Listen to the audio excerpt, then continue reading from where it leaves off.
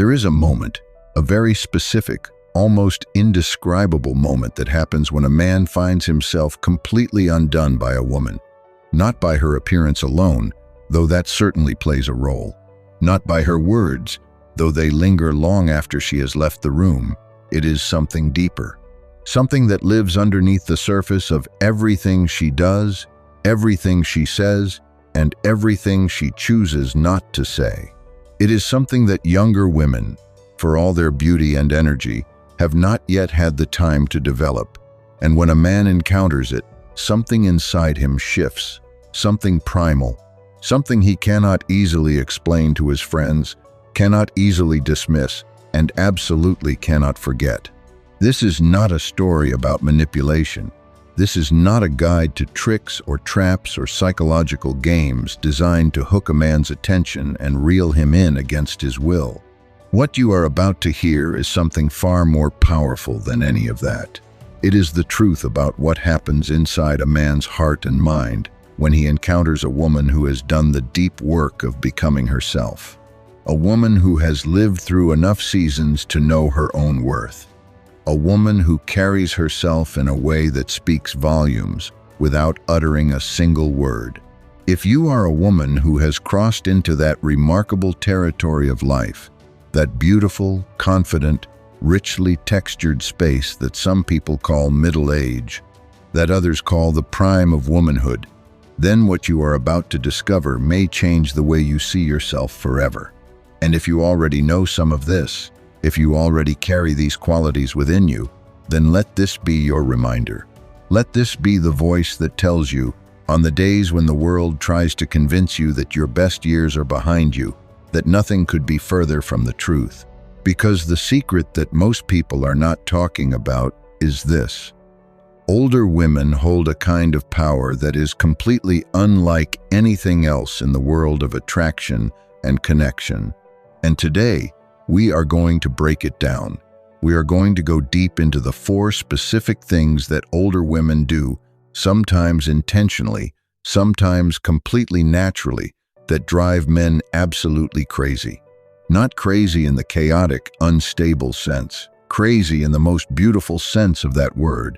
The kind of crazy that makes a man think about you when he wakes up in the morning. The kind that makes him pay attention. The kind that makes him want to be better, want to stay, want to know more. Stay with me, because what comes next might just be the most honest conversation about attraction, power, and womanhood that you have heard in a very long time.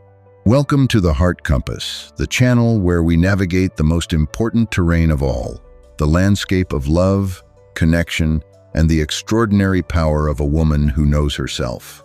I am so glad you are here today. If this is your first time joining us, welcome home.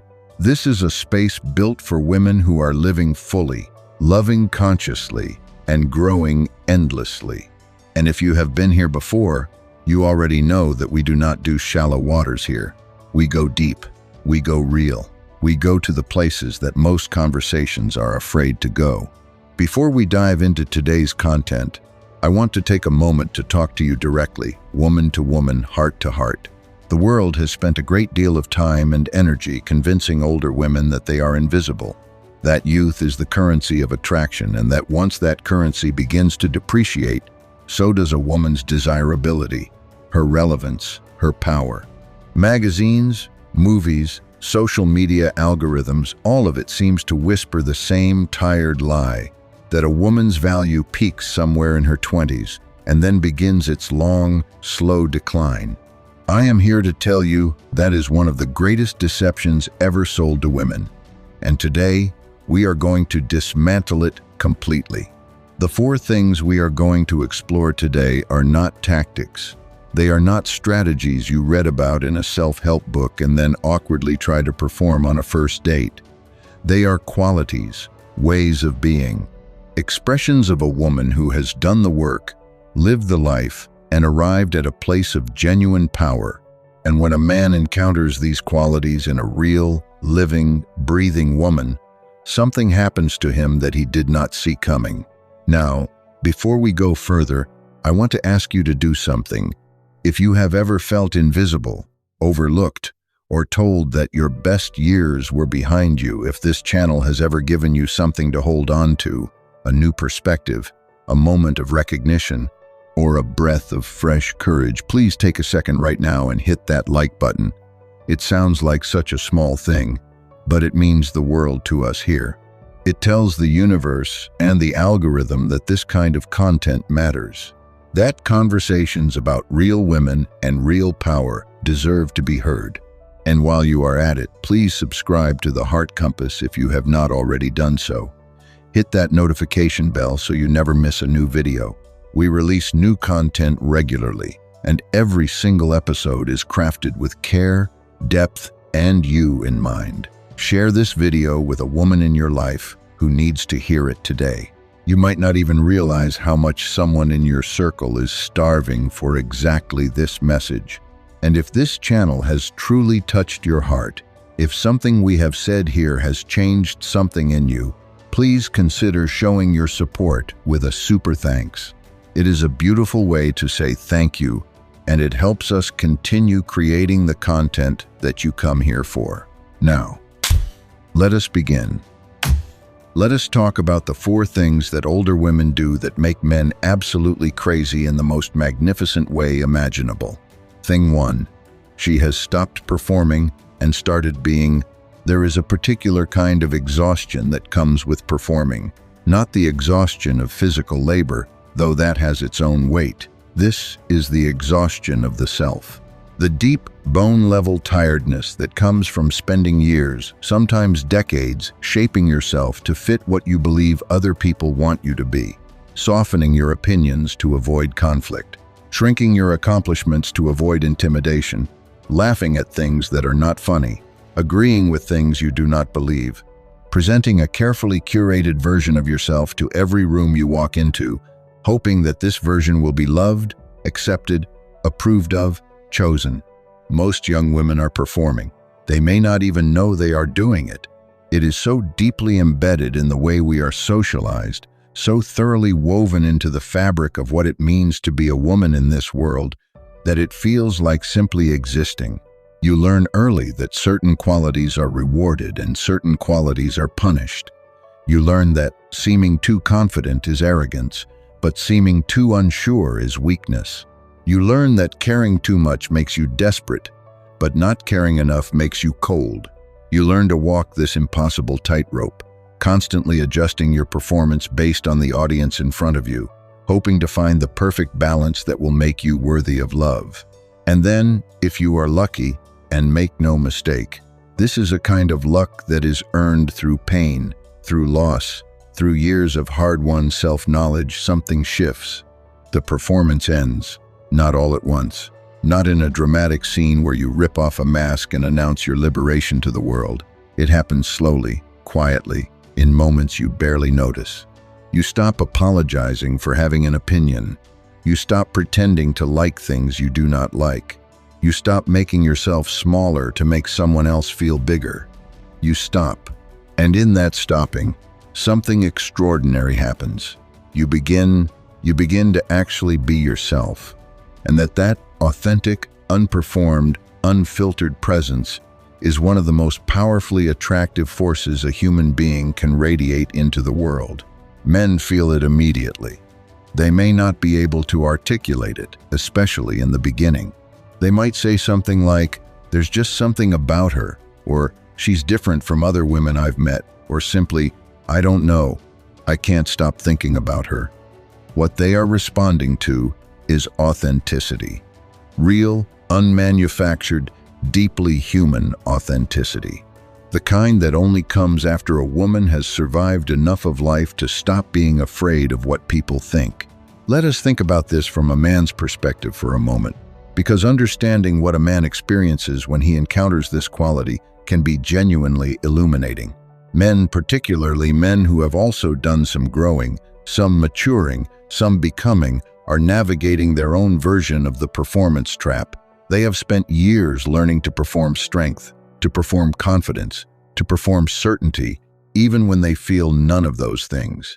They have been trained to keep their guard up, to be strategic, to never show vulnerability, because vulnerability has historically been punished in men just as surely as authenticity has been punished in women.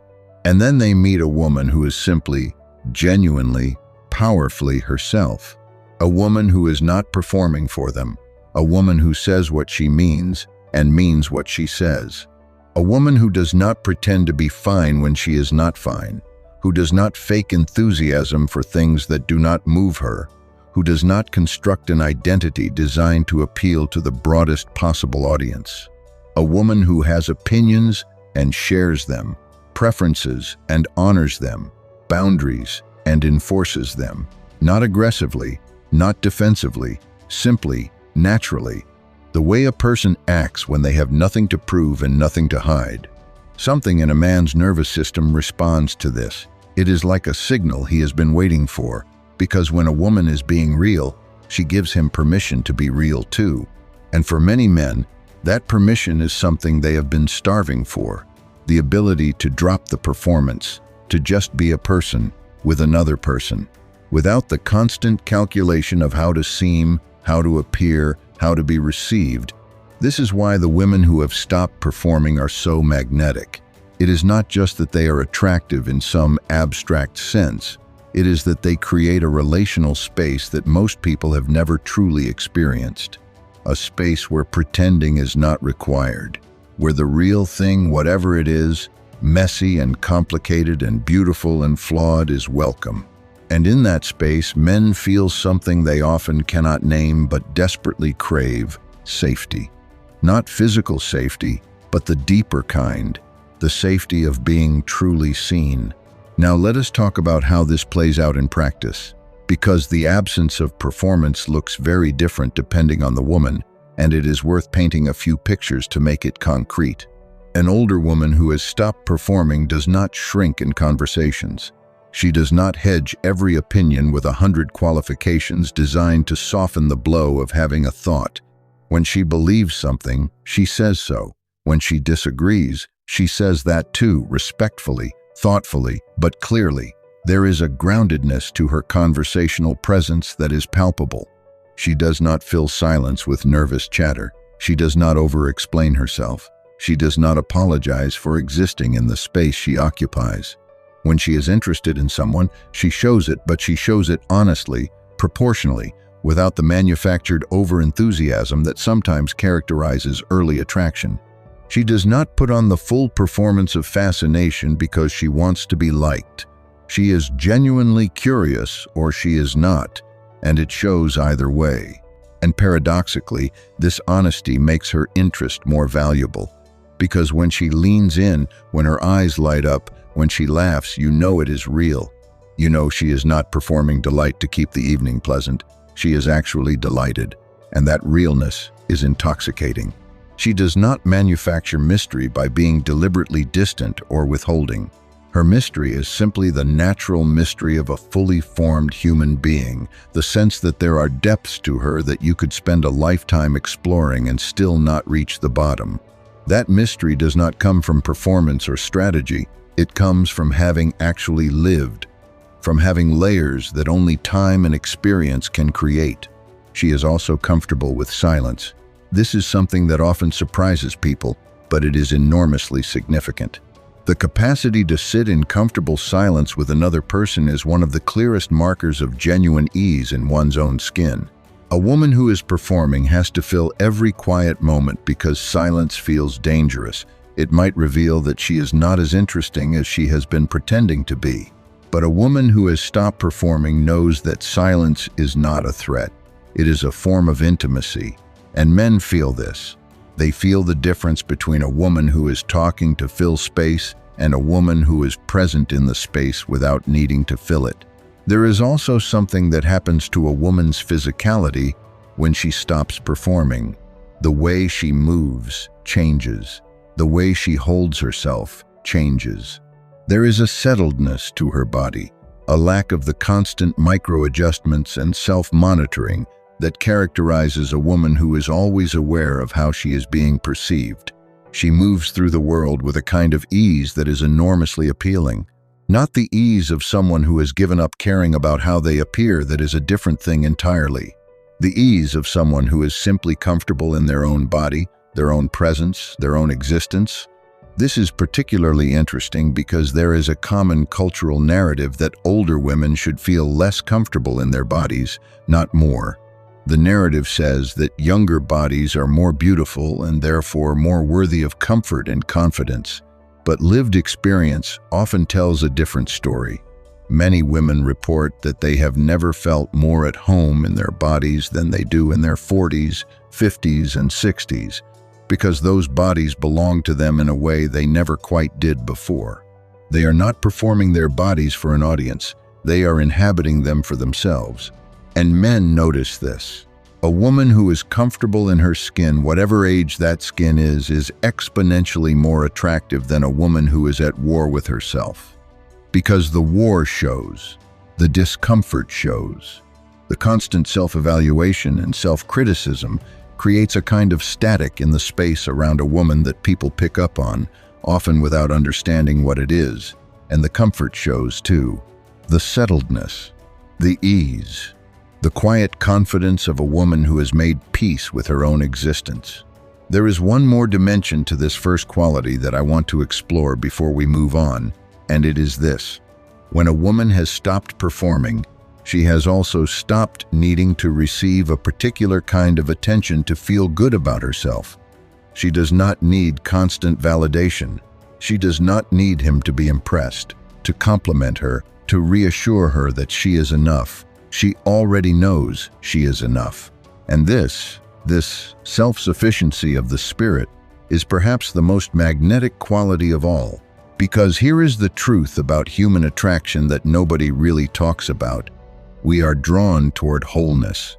We are drawn toward people who are complete in themselves, not people who need us to complete them, because that kind of need, though it can feel flattering at first, ultimately creates a kind of pressure that becomes suffocating.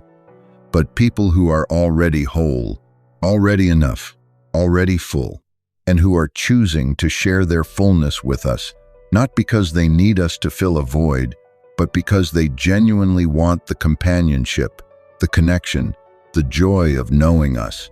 That is what an older woman who has stopped performing offers. Not a performance of wholeness, not a carefully constructed presentation of completion, but the real thing, the actual, lived, embodied experience of a woman who knows who she is, what she wants, what she deserves, and why she is worth knowing. And that, in the most complete sense of the word, is irresistible. Thing 2, she leads with emotional depth, and she is not afraid of it. Let us talk about something that very few people are honest about. The emotional landscape of attraction between men and women is far more complex and counterintuitive than popular culture would have you believe. There is a story we tell, especially about men, that goes something like this.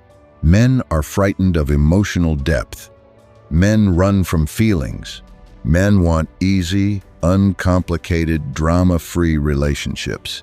And while there are certainly versions of men who fit that description, particularly younger men who have not yet done the work of knowing themselves, the truth is something far more nuanced. What men, particularly mature men who are ready for real connection, actually want is not the absence of emotional depth. What they want is emotional depth without chaos, feeling without drama, authenticity without instability. And this distinction is crucial, because it is exactly here that older women often hold an extraordinary advantage. Emotional depth is not the same as emotional volatility. This is perhaps the most important distinction you can make in this entire conversation. A woman with genuine emotional depth has explored her inner world. She has spent time, sometimes painfully long time, understanding her own emotional landscape. She knows what her triggers are and where they come from. She understands the difference between a feeling that belongs to the present moment and a feeling that is actually a leftover from the past, a wound that got activated by a current circumstance. She has developed the capacity to experience the full range of human emotion without being overwhelmed by it or weaponizing it in her relationships.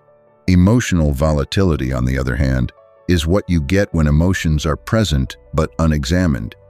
when feelings are real but unprocessed, when the emotional interior is rich but chaotic, and the outlet for all of that richness is reactive, unpredictable, and often relationship-destroying. This is not a critique of youth, it is simply the reality that emotional intelligence takes time and experience to develop. You cannot do the work of understanding yourself until you have had enough life to understand yourself through. An older woman who has done her emotional work carries a specific kind of presence that men find extraordinarily compelling. She can talk about difficult things without escalating into conflict. She can hold space for complicated feelings her own and those of the person she is with without shutting down or blowing up. She can say what she feels and what she needs in a way that invites connection rather than defense. She can be moved, genuinely moved, by beauty and by pain and by tenderness, without losing her center in the process. This combination, deep feeling held in a steady container, is something that is genuinely rare. And when a man experiences it, especially a man who has been in relationships where emotion meant war, where vulnerability meant exposure, where depth meant chaos, the effect can be profound. It can feel like being able to finally breathe. Let us take this even further. There is a specific way that emotional depth manifests in an older woman that goes beyond simply managing her own emotions well. It is the capacity for genuine empathy. Not the performed empathy of saying the right things at the right moments. Not the strategic empathy of making someone feel understood because you want something from them. Real empathy. The kind that comes from having suffered, having lost, having failed, having loved and been devastated by love. The kind that looks at another person in their struggle and recognizes something of its own story there. This kind of empathy is breathtaking to experience. When a man sits across from a woman who actually understands not just intellectually, but in her bones what it feels like to be afraid, to be lost, to be uncertain, to be carrying a weight, you cannot quite explain, something opens in him. Something that rarely gets the opportunity to open. Because the world is not particularly gentle with men. Men are expected to handle their difficulties silently, to solve their problems without complaint, to be strong in ways that leave little room for the reality of their inner lives. And when they encounter a woman who creates a space where those inner lives are welcome, where the full, complicated, sometimes painful reality of being human is not a liability but a source of connection, it can feel like a miracle. Now, I want to be careful here. I am not suggesting that an older woman's emotional depth is valuable primarily because it serves men. That would be a profoundly incomplete and somewhat insulting framing. Her emotional depth is valuable because it is simply one of the most remarkable dimensions of a fully realized human being. It makes her friendships deeper, her parenting more nuanced, her creative life richer, her spiritual practice more meaningful, her relationship with herself more honest. The fact that it is also wildly attractive to the right kind of man is a beautiful consequence, not the primary purpose. But let us explore the attraction dimension a little more, because it is genuinely fascinating. When a man falls for an older woman, one of the things he almost always reports when he is being really honest is that he has never felt as truly known by anyone, not just as understood intellectually, but actually known, seen in the places he does not usually let anyone look, because a woman with genuine emotional depth reads people differently than someone who is still learning. She notices things. She picks up on subtlety, on the gap between what is being said and what is being felt, on the thing behind the thing. She is not fooled by bravado. She is not intimidated by silence. She knows how to ask the right question at the right moment, and she knows, perhaps most importantly, when not to ask at all. This quality of deep emotional perception is something that develops only through life experience. You cannot study your way to it. You cannot fake it. It is forged through the specific alchemy of years. Years of navigating complex relationships. Years of watching human nature in action. Years of getting it wrong and learning from the wrongness. Years of sitting with difficulty and coming out the other side with a richer understanding of the human condition. And when a man encounters this in a woman, this deep perception, this quality of actually being seen, he has an experience that is unlike almost anything else. Because to be truly seen is one of the deepest human desires. We all carry it, this hunger to be known, not the performance of ourselves, but the real thing beneath it. And when someone looks at you and sees that real thing and responds to it not with judgment or rejection, but with recognition and warmth, something is activated in the deepest layers of the self. Something that might just be one of the purest experiences of love available to human beings. There is also something I want to name about the way an older woman with emotional depth approaches vulnerability in a relationship. She does not weaponize it. This is something that is more common than people like to admit in relationships that lack real emotional maturity. The performance of vulnerability as a tool of manipulation. Sharing pain to create obligation. Sharing weakness to gain power. Using emotional openness as a currency that needs to be matched and reciprocated on demand. This is not genuine emotional depth. This is emotional strategy wearing the costume of depth. A woman who has truly done her emotional work knows the difference. She shares herself because she trusts, not because she needs to create a particular outcome. She is vulnerable because vulnerability is part of honest human connection, not because she is calculating what she will get in return. And this kind of clean, uncalculating emotional openness is something that men can feel. They can feel the absence of the hook in it, the absence of the demand. And that absence allows them to receive her openness without bracing for the weight that usually comes with it. Let me paint you a picture. Imagine a first real conversation between a man and an older woman who carries this quality. Not the surface conversation of backgrounds and careers and interests, but the conversation that happens when both people have relaxed enough to go deeper. She asks him something that nobody has ever asked him before, not because she read it in an article about how to seem interesting on a date, but because she is genuinely curious about who he is. She listens to his answer, not just with her ears, but with her whole attention, not waiting for her turn to speak, not thinking about how to respond, but actually receiving what he is saying and letting it matter to her. And when she responds, she says something that makes him feel seen in a way that is slightly startling. She reflects something back to him about his own words that reveals she understood not just the content, but the feeling underneath it. And then, at exactly the right moment, she offers something of her own, something real, something that has cost her something to understand, something that lands in the space between them with weight and honesty. And he sits back for a moment, not quite sure what just happened, knowing only that something in that conversation touched something in him that has not been touched in a very long time. That is emotional depth in action. That is what older women often carry naturally, without effort, because it has been earned through the particular curriculum of a life fully lived. And it is one of the most powerful forces in the entire universe of human attraction. There is one more piece of this I want to address, and it is the piece about a woman's relationship with her own emotional life. Older women who have done their work are often much more comfortable with the full spectrum of their own emotions, including the ones that our culture tends to label as negative or unattractive. Grief, anger, loneliness, fear, uncertainty. They do not perform happiness if they are sad. They do not pretend everything is fine when it is not. They can say, simply and without drama, "I am having a hard time right now," or "that really affected me," or "I am still processing this." And the ability to name one's emotional reality without making it a crisis, without demanding that someone else fix it, without collapsing under the weight of it.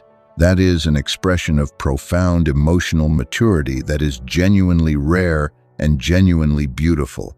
It models something for everyone around it.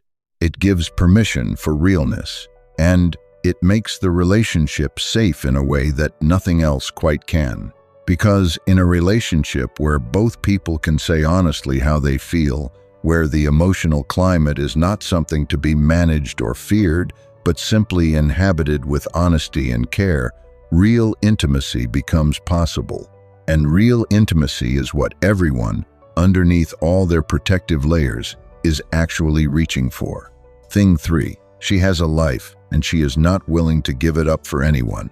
Here is something that almost nobody is talking about openly when it comes to attraction. One of the most powerfully magnetic things a woman can do for a man is to have a life that is genuinely not about him. A full, rich, interesting, deeply inhabited life. A life with its own rhythms and priorities and passions and friendships and commitments. A life that was already complete before he walked into it, and that would continue to be complete different, perhaps, but complete whether he stays or goes. This is the third thing that drives men crazy when older women do it. Not because it is a strategy, not because playing hard to get is some magical trick, but because having a full life is the most honest expression of a woman who has spent years building herself, nurturing herself, investing in herself, and creating a world that reflects who she actually is. And the fullness of that life is magnetic in ways that are almost physical. Let us think about what the alternative looks like, because the contrast is instructive.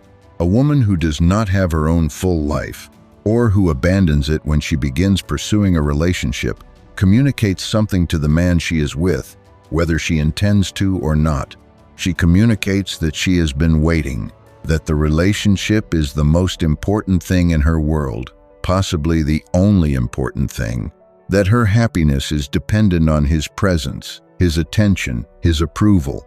And while this might feel like flattery on the surface, what person does not want to feel important? It quickly shifts into something that feels more like pressure, like responsibility, like weight. Because here is the difficult truth that nobody wants to say out loud. When someone makes you the center of their universe, you are not actually receiving a gift. You are receiving a burden. You are being handed the job of being enough attention, enough love, enough presence to fill a space that you were never meant to fill. And even the most loving, attentive, devoted man will eventually feel the impossibility of that job. And when the weight becomes too much, he will start to pull away. Not because he does not care, but because the only way to breathe is to create some distance from the demand. An older woman who has her own full life does not create this dynamic. When she chooses to spend time with a man, it is exactly that, a choice. A genuine, free, unconditional choice, not a need, not a solution to loneliness, not an attempt to fill a void, a choice. And that distinction changes everything. When she cancels plans to have dinner with a friend she has known for 20 years, it is not a rejection of him. It is an expression of who she is, a woman with relationships and commitments that predate him and will outlast him if he is not careful. When she spends a Saturday morning on a passion project, painting, hiking, writing, cooking, an elaborate recipe for the sheer pleasure of it, it is not indifference to him. It is an expression of the fact that she has built a life worth living, and she intends to keep living it. When she travels alone or with girlfriends to a place she has always wanted to see, that independence is not a threat to the relationship. It is proof that she is the kind of woman the relationship is worth having with. And men feel this. The good ones, the ones worth having, feel it as attraction. They feel it as respect. They feel it as something that they, in their honest moments, will tell you is one of the things they find most compelling about her. Because a woman with her own full life is interesting in a way that a woman without one simply cannot be. She has stories. She has perspectives shaped by experience that he does not share. She has a world that he has not fully explored yet and may never fully explore. And that mystery, born not of calculated withholding but of genuine, abundant, richly inhabited life, keeps him engaged, curious, wanting more. Think about what happens to the texture of conversation when a woman has her own life. She brings things to the table, not just awareness of what he is interested in, not just the ability to ask questions about his world, but actual content from her own. She has had experiences that inform her views in ways that are genuinely surprising and interesting. She has things to teach, perspectives he has never encountered, windows into dimensions of reality that he has not inhabited. And the result is a relationship that is genuinely engaging, not just emotionally but intellectually, experientially, in every sense. There is also something that happens to the dynamic of desire when a woman has her own life. Desire, real desire, is not fed by constant proximity. It is fed by anticipation, by absence that makes the presence feel like an event, by the experience of missing someone, of wondering what they are doing, of being curious about the thoughts they are having and the things they are seeing. When two people are constantly together, when there is no space, no mystery, no absence, the desire flattens, not because the love has diminished, but because desire needs room to breathe. A woman with her own life naturally creates this space, not strategically, not as a calculated game of making herself scarce to seem more valuable, but simply because her life genuinely occupies her. She has things to attend to that are genuinely important to her. And so the time she spends away from the relationship is real, substantive, filled with her own living. And when she returns, whether that is from a week's travel or simply an afternoon pursuing her own interests, she brings herself back. The full, enriched, replenished, engaged self that has been out in the world being its own person, and that return is something. That version of togetherness, the kind that follows genuine separateness, is some of the best togetherness there is. I want to talk specifically about the question of priorities, because this is where a lot of women, particularly women who were socialized to believe that love requires sacrifice of self, can get confused. Having your own life does not mean being unavailable. It does not mean treating the man in your life as an afterthought, scheduling him in between other appointments, giving him your leftovers. It means something quite specific. It means that you have a hierarchy of values that includes him, but is not entirely organized around him. Your health is a priority. Your friendships are a priority. Your creative and intellectual life is a priority. Your spiritual practice, your work, your passions, your personal growth, these things matter. They were there before he arrived, and they will continue to be there. Not because you are withholding yourself from the relationship, but because you are the kind of woman who invests in herself, who takes herself seriously, who has the self-respect to protect the things that make her who she is, even in the intoxicating early stages of love, when everything else can start to feel less important. And here is what is interesting. Men who are worth being with respond to this, not with resentment, but with admiration. Because a woman who maintains her own life and priorities is a woman who is secure in herself. And security in a partner is one of the most stabilizing and attractive qualities that a relationship can have. She is not going to fall apart if he needs space. She is not going to become dependent in ways that are ultimately destructive. She is not going to demand his constant presence to feel okay. She brings herself to the relationship a whole, complete, fully functioning self, and then shares that self with him. And that is an entirely different proposition than bringing a vacancy and asking him to fill it. Let us talk for a moment about what it means to have a full life in a very practical sense, because sometimes this concept can feel abstract. A full life looks like maintaining friendships that are genuinely nourishing friendships, where you are known and loved and challenged and supported by people who have been with you through different chapters of your story. It looks like having interests that are truly yours, that you pursue for the joy of them rather than because they make you seem interesting or because they provide a context for meeting people. It looks like caring for your body and your mind, not as a project of self-improvement designed to be attractive, but as an expression of love for yourself. It looks like having work or creative endeavors or service commitments that matter to you, that give your days structure and your life meaning independent of your romantic circumstances. It also looks like being able to enjoy your own company. This is something that older women, who have done their work, often develop to a remarkable degree: the ability to be alone without being lonely, to enjoy a meal at a restaurant by herself, to take a weekend trip alone and find genuine pleasure in the freedom of it, to spend an evening at home in her own company without feeling that the absence of another person makes the evening a failure. This capacity for solitary pleasure is not only a sign of deep self-sufficiency, it is also the foundation of genuine choice in relationship, because when you are able to enjoy your own company, you choose to be with someone not because you need to escape being alone, but because their company genuinely enhances what your life already is. Men can feel this distinction. They can feel the difference between a woman who is with them because she cannot bear to be without them, and a woman who is with them because she genuinely wants to be there. And the woman who genuinely wants to be there because she has other options, other pleasures, other ways of being fully alive, is the woman whose wanting actually means something. Her presence is a gift, not a default. Her attention is a choice, not a desperation. And that makes it worth something. That makes it something he does not want to take for granted. There is also something specifically compelling about how an older woman handles the tension between her life and a developing relationship. She does not abandon herself at the first sign of real attraction. She does not rearrange her entire world because someone new has walked into it. She integrates rather than replaces. She makes room for the new relationship while preserving what matters.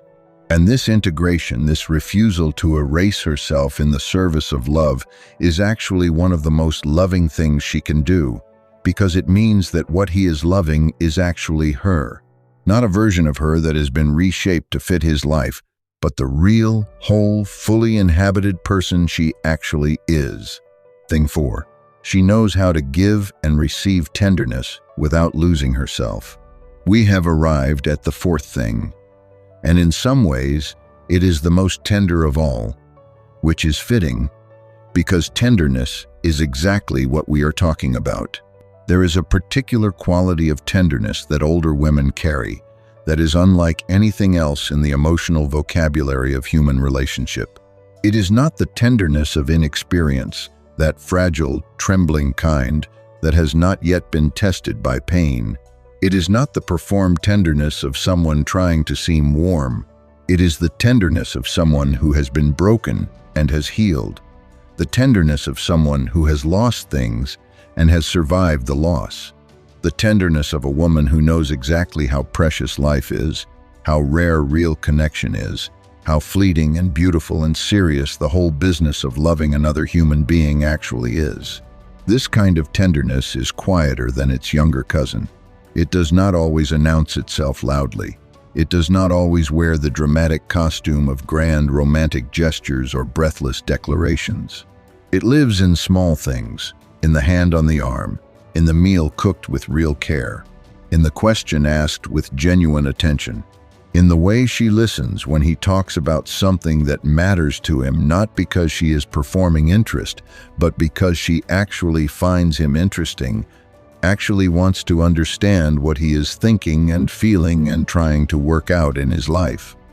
In the way she remembers the small things, the coffee he takes without sugar, the way he gets quiet when something is bothering him, the particular quality of his laugh when something genuinely delights him. Men are often starving for this kind of tenderness. Not all men will admit it. The cultural programming around masculine stoicism runs deep, and many men have spent decades suppressing the part of themselves that needs gentle, warm, attentive care. But it is there. It is real. And when they encounter it in a woman who offers it without strings, without demand, without the implication that they owe her something for it, the effect can be profound. It can be the thing that makes an otherwise commitment-resistant man think, for the first time in a long time, that he might actually want to stay. But here is where this becomes particularly powerful in the context of older women specifically. The tenderness is given freely, but it is not given boundlessly.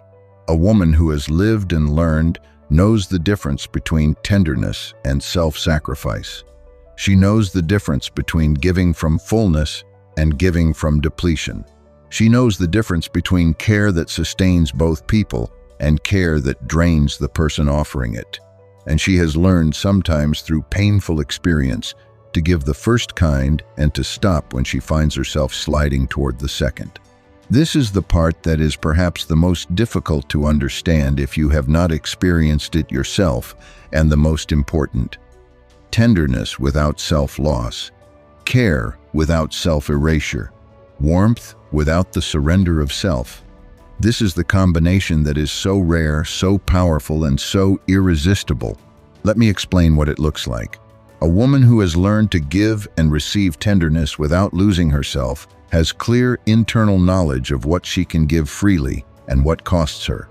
She gives freely from what is genuinely abundant in her warmth, her care, her attention, her time when it is genuinely available, her knowledge and experience, her empathy.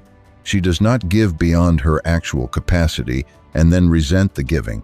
She does not do for others what she wishes someone would do for her, in the secret hope that the doing will generate the receiving. She gives because giving is an expression of her love and her values, and she monitors herself carefully to make sure she is giving from genuine abundance rather than from the desperate hope of reciprocity. And she receives. This part is almost as important as the giving. An older woman who has done her work has learned to receive love, care, attention, and tenderness with grace and openness. She does not deflect compliments. She does not protest when someone does something kind for her. She does not perform false modesty about her own worthiness of care. She receives it because she knows she is worth receiving it, and because receiving gracefully is itself a form of generosity, it lets the person offering the gift actually give it. There is something profoundly moving about watching a woman receive tenderness with openness and dignity. It is an act of real courage. Because for many women, particularly women who have spent years being strong, being capable, being the person who handles things, the act of receiving can feel vulnerable in a way that feels almost threatening. What if they see how much I needed this? What if my need makes me seem weak? What if I let them in and they disappoint me? These questions are real. And yet an older woman who has learned to receive knows that allowing herself to be cared for is not weakness. It is intimacy. It is the completion of the circuit of love. And her ability to receive with grace makes the space between her and the people she loves genuinely mutual, genuinely reciprocal, in a way that changes everything. Now let us talk about what this looks like in the specific context of a romantic relationship, because the way an older woman with this quality moves through the landscape of intimacy is genuinely distinct and genuinely compelling.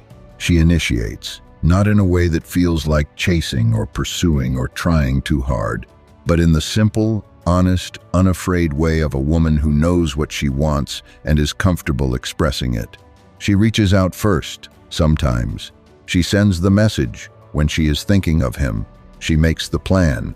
She says without hedging, "I would really like to see you this weekend," not because she has decided to stop playing games, though that is also true, but because she has stopped finding the game interesting, because she has enough respect for her own time and energy and emotional life to refuse to spend it waiting for something that she is capable of creating.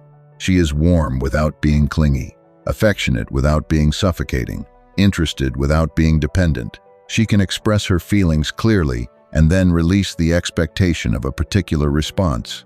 She can say, "I really enjoy being with you," and mean it completely, without that statement being loaded with demand or the implicit question, "And do you feel the same way about me? And if you don't, what does that mean about my worth?" She says it because it is true, and she releases it into the space between them without needing to control what happens next. She is also honest about what she needs, not in a demanding way, not in a way that turns her needs into ultimatums, but in the clear, simple, adult way of a woman who has learned that her needs are legitimate and that the right partner will receive them as information rather than as complaints. "I need more one-on-one time," she might say, or "I need to feel like a priority in your life," or "I need you to actually be present when we are together, not just physically there." And she says these things not as accusations but as invitations. Invitations for the man she is with to understand her more fully, to know what it looks like to love her well. There is also something about the way an older woman handles conflict that falls under this umbrella of tender strength. Because conflict is inevitable in any real relationship, and how it is handled determines everything. A woman who has done her work does not avoid conflict. Avoidance is its own kind of damage. But she also does not approach conflict as combat. She approaches it as a problem to be solved together, or at least as a difference to be understood. She can be upset without being cruel. She can be hurt without being a weapon. She can hold her ground without needing to destroy the ground she is standing on. This is the tenderness in action during difficulty, the ability to stay soft at your core, even when something hard is happening.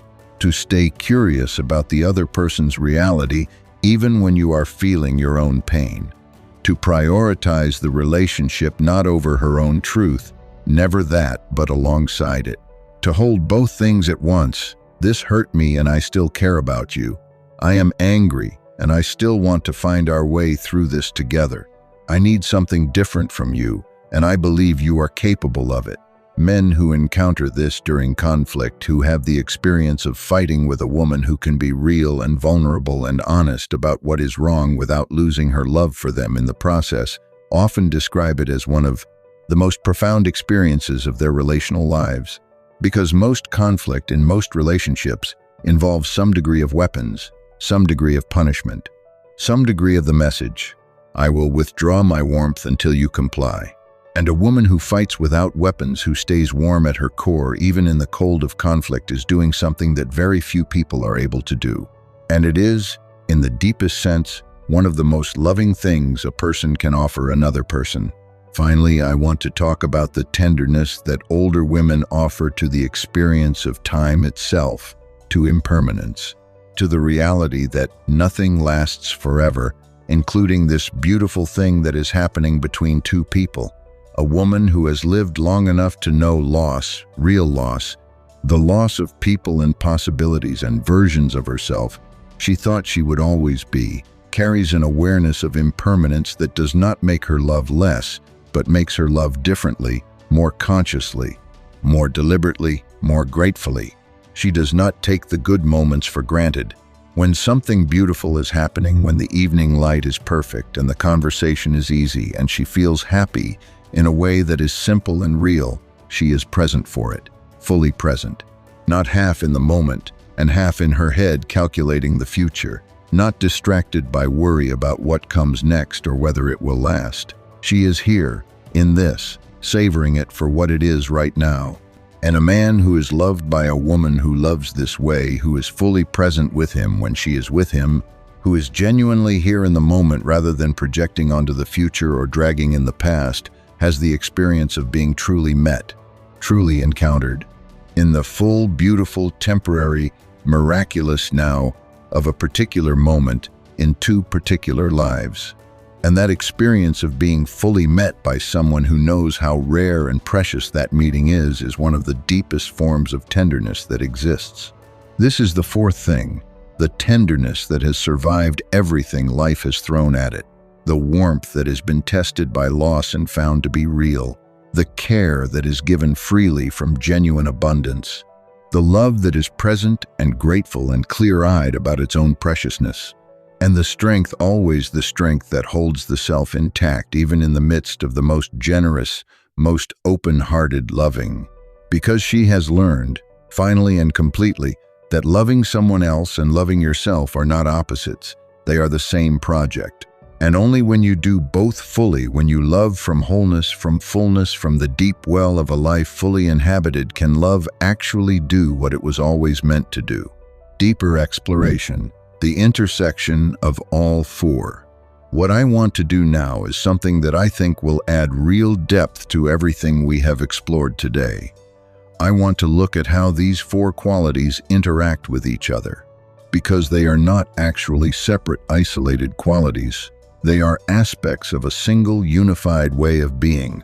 And when you see them together, when you see how they feed and reinforce and enrich each other, the whole picture becomes something extraordinary. Think about it this way. The woman who has stopped performing, who is genuinely, authentically herself, is the same woman who has developed her emotional depth, because you cannot do the work of understanding your own emotional life while you are busy performing a version of yourself designed to be acceptable to everyone around you. The authenticity and the depth are part of the same process. They grow together. The woman who begins to tell the truth about herself also begins to discover what that truth actually is. And the woman who has her own full life, who has built something meaningful and real that belongs entirely to her, is the same woman who has stopped performing. Because you cannot build a life that is genuinely yours while you are busy building a life that is designed to impress or attract or be chosen. At some point, the question shifts from what will make me lovable to what do I actually love? And the answer to that second question is what a full life is made of. And the tenderness, that specific, hard-won, generous, boundaried tenderness of an older woman who knows how to love without losing herself, is only possible because she has done all the other work. You cannot give cleanly from fullness if your life is empty. You cannot be genuinely warm without the depth of emotional life that gives warmth its substance. You cannot maintain your tenderness without the authenticity that keeps it honest. It all connects. It all reinforces. It is one woman, one whole, complex, beautiful, lived woman. And the experience of that woman, the experience of encountering all four of these qualities in a single, real, embodied person is overwhelming in the most magnificent sense. It is the experience of encountering someone who is simultaneously extraordinary and completely real. Someone who is deeply, powerfully themselves, and also deeply, powerfully present for you. Someone who has lived enough to understand the preciousness of what is happening and curious enough to not have stopped growing into it. It is the experience of a woman who has arrived. Not arrived at some destination where she has finished growing or has no more to discover, but arrived at herself. And that arrival, that settledness in one's own essential nature is what all the things we have talked about today are expressions of. Let us also take a moment to talk about what happens to men specifically when they encounter this particular combination of qualities in a woman, because the response is genuinely interesting from a psychological perspective. For many men, especially those who have had relationships that felt either suffocating or emotionally shallow, encountering this kind of woman is disorienting in the best possible way. She does not fit the patterns they are used to. She is not performing, so his usual strategies for reading and responding to a woman's performance do not work. He cannot predict her based on patterns he has established with other women because she is not running those patterns. She is doing something different, something real. And the disorientation is the beginning of genuine attention, the kind of attention that is actually interest, not just strategic evaluation. He starts to pay attention differently. He starts to actually listen because she is actually saying something worth listening to. He starts to be more honest in what he shares because the space she creates invites honesty. He starts to drop his own performance, because her authenticity makes the performance feel not just unnecessary but somewhat insulting to her and to himself. He finds himself thinking about her when she is not there. Not obsessively, not in the pining way of infatuation that is really about the performance of attraction, but with genuine curiosity, wondering what she thinks about something, wanting to share something with her, looking forward to seeing her not because the anticipation has been manufactured, but because something about being with her makes him more himself. And that is a feeling that is genuinely hard to walk away from. This is what driving men crazy actually means in the deepest sense. Not crazy with obsession or jealousy or wounded pride. Crazy with engagement, with aliveness. with the sense that something genuinely remarkable is happening, something that does not come along very often, something worth taking seriously and treating with care, the kind of crazy that makes a man grow, the kind that makes him want to be worthy of what is in front of him. And that, honestly, is the most beautiful possible outcome of this conversation. Not how to attract a man through strategy, but how to be so fully yourself, so authentically and richly and generously yourself, that the right man cannot help but pay attention, cannot help but be changed by the encounter, cannot help but want to stay. A word about the men who are ready for this. I want to take a moment to address something that I think is important, which is the question of which men are actually prepared to receive what an older woman in her power has to offer. Because not all men are. And this is not a failure on anyone's part, it is simply the reality of human development. Some men are not yet ready for a woman who is this complete, not because they are bad people, but because they have not yet done enough of their own growing to be comfortable in the presence of a woman who has done this much of hers. A woman who is fully herself, who is emotionally deep, who has her own full life, who gives and receives tenderness from strength.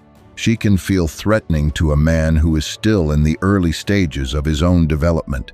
Her completeness can highlight his incompleteness. Her confidence can activate his insecurity. Her emotional depth can feel like pressure to go places he is not ready to go.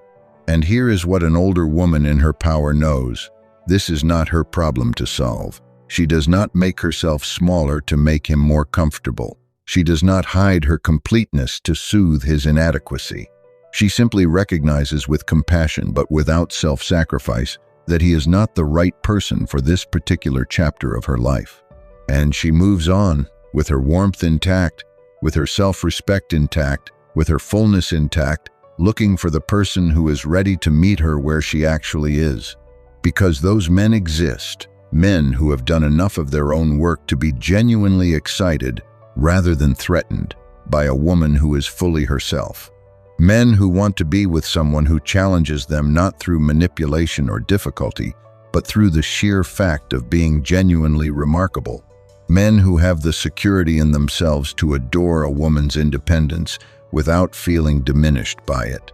Men who are hungry for emotional depth because they have developed enough of their own to know what they have been missing. Men who want to love someone tenderly and to be loved tenderly in return, without the games, without the performance, without the constant calculation of what is owed. These men are not mythological creatures, they are real. And an older woman who is living fully in her power is far more likely to attract them than she was at any earlier stage of her life. Not because she is trying harder, but because she is being more herself. And the version of herself she is now being richer, deeper, more whole, more honest, is the version that calls forward the best in others. The world's lie and your real truth. Before we close today, I want to return to something I said at the very beginning, because I think it is important enough to say again, and to say it with more weight. The world has told you a lie, a pervasive, damaging, deeply unfair lie. It has told you that your value diminishes with age, that the prime of a woman's attractiveness and desirability is located somewhere in her youth, and that everything that follows is a slow decline to be managed, disguised, and lamented. It has sold you creams and procedures and narratives designed to keep you anxious about the number of years you have lived, as if those years were not one of the most remarkable things about you, as if the experience and wisdom and depth and richness that those years have created in you were not infinitely more valuable than the untested, unformed, still performing version of yourself that existed before all of that living had a chance to shape you. The truth, the real, documented, observed, undeniable truth that we have been exploring today is that the most powerful version of a woman often emerges not in spite of her years, but because of them. The four qualities we have discussed today, authenticity, emotional depth, a full life, and tender strength, are not qualities that you can acquire quickly. They are built slowly, through seasons, through love and loss, through success and failure, through the gradual, sometimes painful, ultimately magnificent process of becoming someone who knows herself. And that knowing, that hard-won, lived-in, honest-to-God knowing of who you are and what you deserve and what you have to offer, is one of the most beautiful things a human being can arrive at. It is worth every difficult moment that went into creating it. And it is something that no amount of youth or novelty or surface-level attractiveness can replicate. You are not in decline. You are in development. The woman you are becoming, the one you already are, more and more, with every year that passes, is remarkable. Not in spite of her complexity, not in spite of her experience, not in spite of the things she has survived and the ways she has been changed by the surviving, because of them, entirely and completely because of them. Do not let anyone convince you otherwise. Not the culture, not the algorithm, not the men who are not yet grown enough to recognize what stands in front of them, and not the voice inside yourself that has internalized too much of the world's lie to see your own truth clearly yet. You are enough. You are more than enough. You are the kind of woman who drives men crazy, not because you have learned to perform the right things, but because you have learned to be the real thing. And the real thing is magnificent. And that, my beautiful, remarkable listener, brings us to the end of today's conversation. But before you go, I want to take a moment with you, because this topic, this conversation about older women and the extraordinary power they carry, deserves a real closing. If something in today's video moved you, if something landed in a place that needed landing, if you recognized yourself in any of what we talked about today, I want you to know that recognition is not an accident. You found this video because some part of you already knows what we have been discussing today, already carries it, already is it.